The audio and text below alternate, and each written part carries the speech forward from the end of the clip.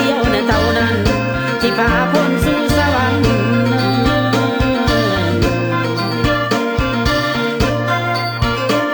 เขาเมื่อเดือนธันวาบ้าวนั้นสาวโลกร่วมกันสลองเสียงดนตรีบรรเลง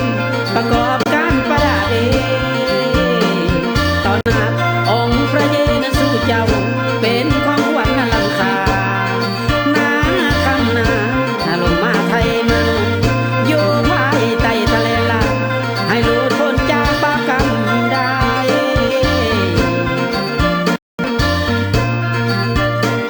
โอ้น้อความสุขใจนั้นลื่นล้ำแสนเลือบีมในดวงใจสุขแด